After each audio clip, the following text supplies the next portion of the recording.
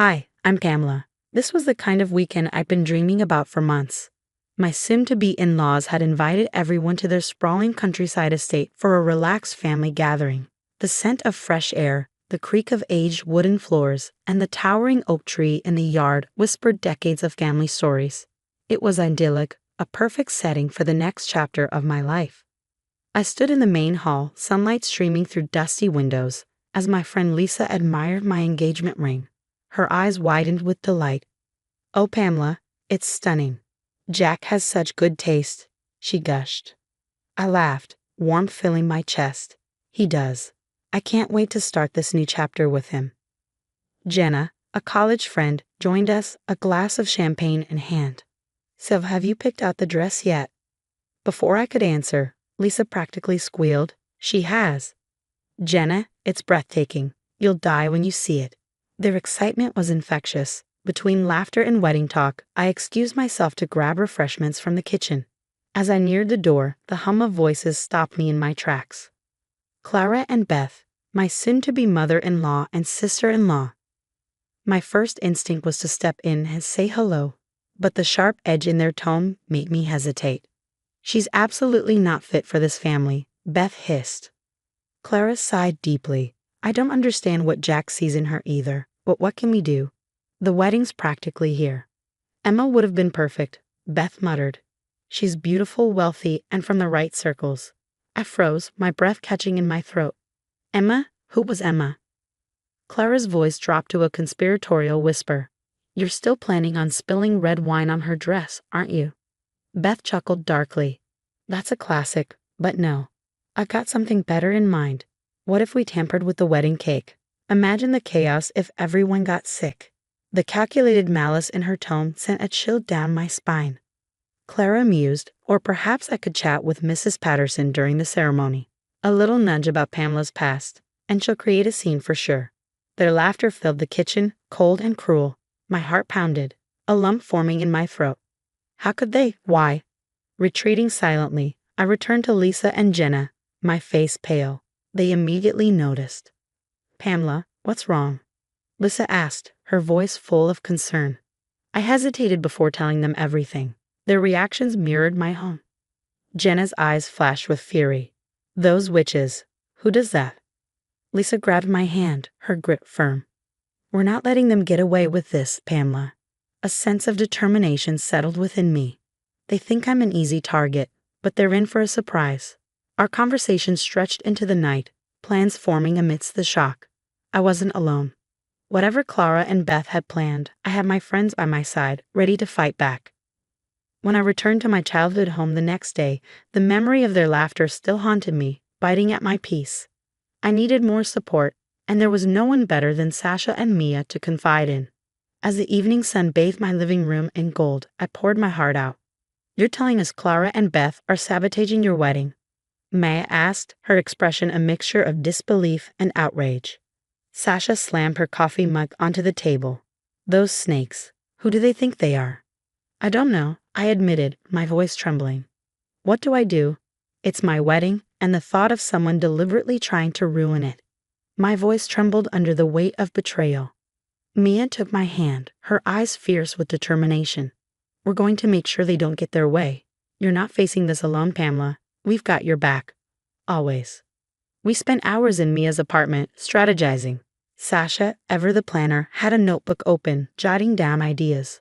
"All right, Pamela, we need a game plan," she said, tapping her pen. "If Clara and Beth are planning to pull something at the wedding, we'll need eyes on them at all times. We can take shifts to ensure they don't cause any mischief." Mia nodded. "And it's not just during the wedding. We need to be vigilant before it too. Your dress, the cake, everything could be a target." The next morning, over brunch at our favorite coffee shop, I filled Jack in. His expression shifted from confusion to disbelief. "My mother and sister? Really, Pamela? Are you sure?"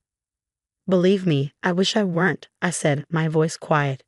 "I overheard them at the house." Jack ran a hand through his hair, his brow furrowed. "Okay, I trust you.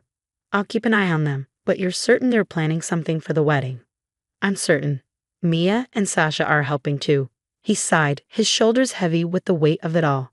"This is overwhelming." but we'll get through it. Together. Later that evening, the three of us dove into research at Mia's apartment. The warm glow of her desk lamp illuminated the scattered papers and open laptops.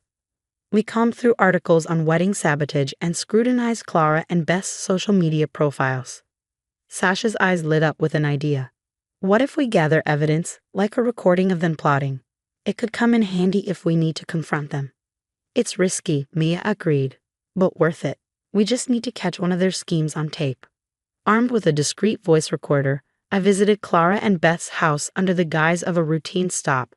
Following Mia and Sasha's careful coaching, I planted the device where it would pick up their conversation. To our relief, it worked.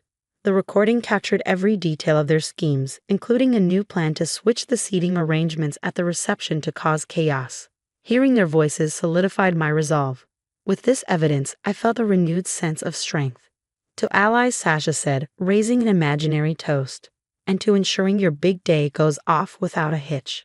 The sun rose on my wedding day, its rays spilling over the beautiful garden venue. Fairy lights twinkled in the soft morning breeze. But instead of feeling nervous, I was determined.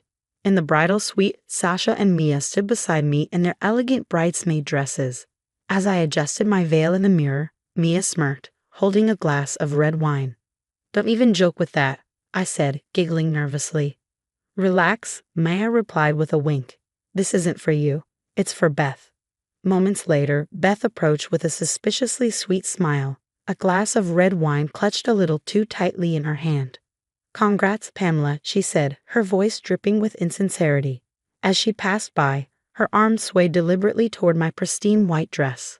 But Mia was quicker. She bumped into Beth just in time, spilling the drink all over Beth's pale pink dress instead. "Oh my.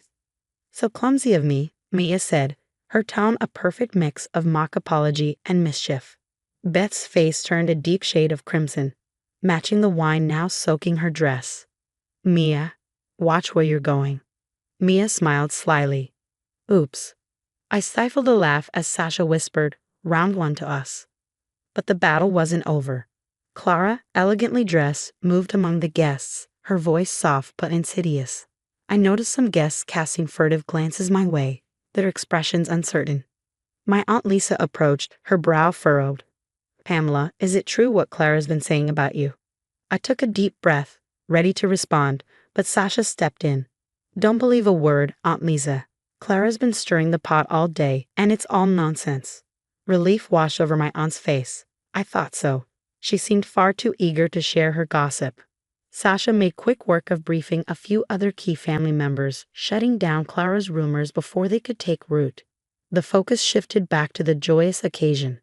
The ceremony itself was magical. Under a canopy of greenery and twinkling fairy lights, Jack and I exchanged vows. Surrounded by the love of our friends and family, nothing else mattered. The sabotages felt like a distant memory. As the evening wore on and the reception came alive with music and laughter, I couldn't help but smile. Feeling just a touch vindictive, I discreetly played the recording of Clara and Beth's scheming for a few close family members. The range of expressions on their faces was satisfying. Shock, disgust, and disbelief rippled through the room. Jake, usually the family's light-hearted jokester, was uncharacteristically serious. "I can't believe it stooped so low." Lucy, my cousin, shook her head in disbelief. "That's just inexcusable." Word spread quickly. Though no one openly confronted them, the chilly reception Clara and Beth received was undeniable. The once chatty pair suddenly found themselves ignored, avoided, and treated like pariahs in their own family gathering. Sasha leaned in, her voice dripping with satisfaction. "Justice served, Pamela, and in the best way possible." I smiled, feeling a lightness I hadn't felt in weeks. The rest of the evening was filled with dancing, laughter, and love.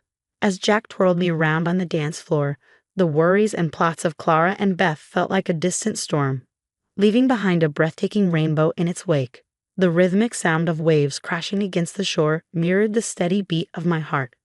Here I was in paradise, a stunning beach resort with Jack by my side. Sitting on the balcony of our honeymoon suite, a drink in hand, I let myself breathe in the beauty of the horizon stretching endlessly before us. Jack turned to me, his expression serious, tinged with regret. "You know, I've been thinking about everything that happened." Pamela, I'm so sorry I doubted you.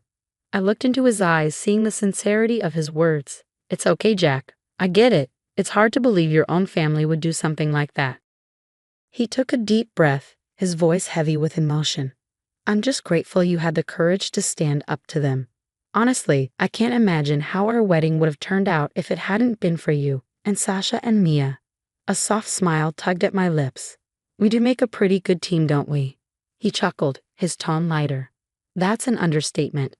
As we sat there enjoying the serenity, my phone buzzed with a new message. It was from Aunt Lisa. Hey Pamela, just wanted to let you know that news about Clara and Beth has spread.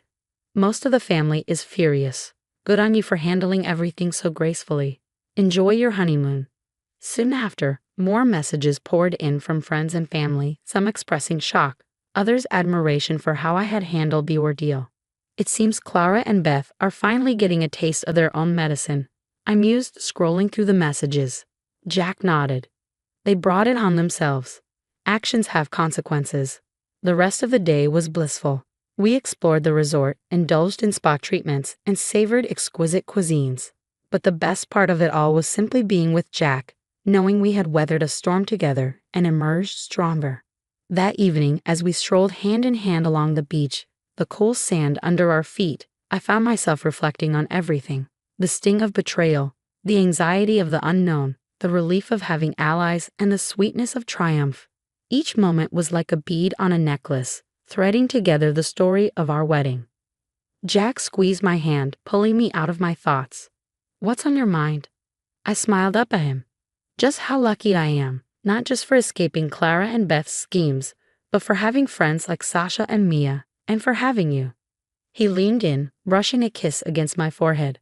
I'm the lucky one, Pamela. For your strength, your resilience, and the love you've brought into my life. We spent the rest of the night lying on beach chairs under a canopy of stars. The past felt like a distant memory, a storm we had overcome together. Raising my glass, I whispered a quiet toast to the horizon, where the vast sea met the endless sky. To us, I said softly. It was a toast to love, friendship, and the sweet taste of victory.